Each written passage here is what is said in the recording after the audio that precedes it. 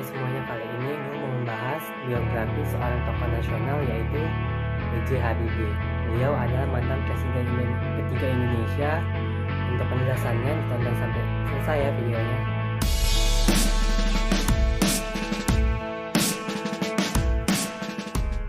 Masa kecil B.J. Habibie berada di Parepare, Sulawesi Selatan bersama ayah dan ibunya dan 7 saudaranya. Alwi Abdullah Jalil Habibie adalah ayah B.J. Habibie yang merupakan seorang ahli pertanian asal Gorontalo, dan sang ibu bernama R.A. Tuti Marini Puspawardojo yang merupakan spesialis mata asal Yogyakarta. B.J. Habibie ditinggalkan sang ayah meninggal dunia saat usianya masih muda, yakni 14 tahun. Dari situlah sang ibu harus berjuang sendiri untuk melanjutkan hidup bersama dengan ke-8 anaknya. Sejak kepergian sang ayah, akhirnya keluarga B.J. Habibie pindah ke Bandung. Kemudian masa pendidikan B.J. Habibie. Pada waktu itu, pemerintah Indonesia di bawah Soekarno gencar membiayai ratusan siswa cerdas Indonesia untuk mengemban pendidikan di luar negeri dan menimba ilmu di sana.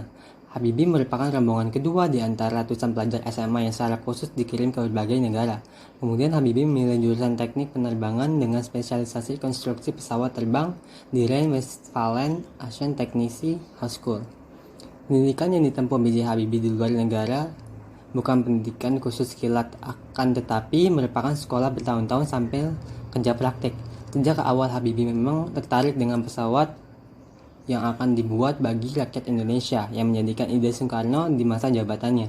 Dari sana kemudian muncul perusahaan strategis seperti PT PAL dan salah satunya IPTN. Kemudian ketika B.J. Habibie sampai di Jerman, Habibie punya tekad untuk sungguh-sungguh di perantauan dan harus pulang membawa kesuksesan, mengingat dari payah ibunya yang membiayai kuliah dan kehidupan sehari-harinya. Beberapa tahun kemudian, di tahun 1955 di ASEAN, 99% mahasiswa Indonesia yang belajar di sana diberi beasiswa penuh. Hanya beliau yang punya paspor hijau atau swasta daripada teman-teman yang lain. Tahun 1960, B.J. Habibie berhasil menyelesaikan studinya untuk gelar diploma di teknik Hochschule dengan peringkat sempurna atau cum laude yang rata-rata nilainya 9,5. Gelar insinyur inilah yang membuatnya bisa bekerja di firma Talbot, industri kerja api di Jerman. Kisah menarik lainnya dari biografi B.J. Habibie adalah kejeniusannya yang menemukan teori Kraft, yang akhirnya diberi nama rumus faktor Habibie. Rumus faktor Habibie adalah rumus yang digunakan untuk menghitung keretakan hingga atom pesawat terbang. Dengan perhitungan yang tepat, maka materi pesawat dapat lebih kuat dan presisi. Teori ciptaan B.J. Habibie ini sangatlah penting karena saat itu masih banyak kecelakaan pesawat yang dilibatkan karena kegagalan struktural. Rumus inilah yang membuat B.J. Habibie memiliki julukan Mr. Kraft. Karena kejeniusannya tersebut, B.J. Habibie pun memperoleh gelar Profesor Kehormatan atau predikat guru besar dari ITB dan penghargaan tinggi Ganesha Praja Manggala. Bahkan B.J. Habibie pernah mendapatkan penghargaan bergengsi yang hampir setara dengan penghargaan hadiah Nobel, yakni Edward Warner Award dan Award von Karman. Sosok revolusioner ini banyak dikagumi orang. Bahkan jika B.J. Habibie berkunjung ke Jerman, ia tidak pernah luput dari pemberitaan. Setelah berkiprah di dunia politik, B.J. Habibie memang lebih dulu dikenal sebagai jenius ahli teknologi pesawat di Indonesia. Pada tahun 1973, Soekarno mengutus Ibnu Sutowo untuk pergi ke Jerman dan menemui B.J. Habibie agar ia berkarir di tanah air.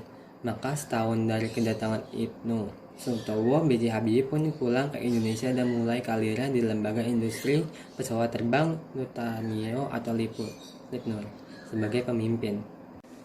Karir politik B.J. Habibie dimulai sejak ia kembali ke Indonesia pada tahun 1974 atas perintah Soeharto. Mulai 1978, B.J. Habibie ditetapkan sebagai Menteri Riset dan Teknologi 10 dekade hingga Maret 1968 di masa pemerintahan Presiden Soeharto.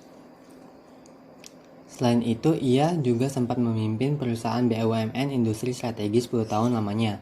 Mulai tahun 1998, tepatnya tanggal 14 Maret, B.J. Habibie diangkat menjadi Wakil Presiden ke-7 mendampingi Soeharto dalam Kabinet Pembangunan ke-7 sampai 21 Mei 1998 saat Soeharto lengser dari jabatan presidennya. Kiprah Habibie sebagai Wakil Presiden cukup singkat. Setelah mundurnya Soeharto, B.J. Habibie ditetapkan sebagai Presiden Indonesia ketiga pada usianya yang ke-62 tahun dengan masa jabatan yang singkatnya ini 1 Mei 1998 hingga 20 Oktober 1999. Bisa dikatakan ia diwarisi jabatan saat kondisi Indonesia sedang kacau dan memprihatinkan, di mana banyak daerah dan wilayah yang ingin melepas diri dari Indonesia.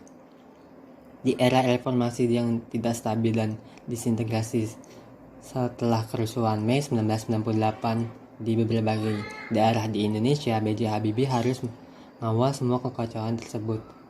B.J. Habibie sigap membentuk kabinet baru dengan peran-peran penting agar mengembalikan dukungan dan dana moneter internasional dan komunitas negara donor agar memulihkan ekonomi Indonesia saat itu.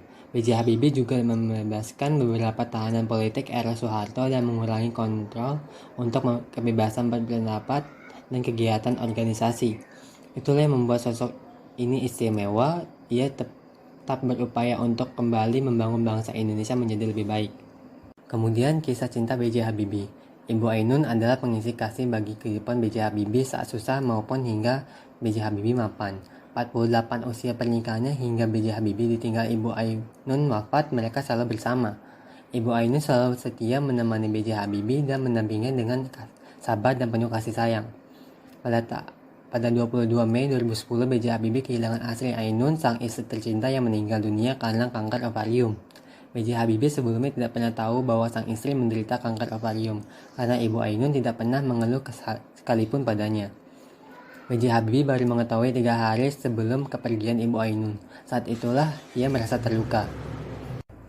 B.J. Habibie pun menulis buku yang berjudul Habibie dan Ainun setebal 323 halaman sebagai bentuk kecintaannya pada mendiang istrinya. Buku itulah yang kemudian diangkat ke layar lebar dengan judul film yang sama dengan judul buku. Film biografi B.J. Habibie tayang di Indonesia pada Desember 2012 dengan kisah sosoknya yang visioner dan romansa kisah cintanya dengan Ibu Ainun.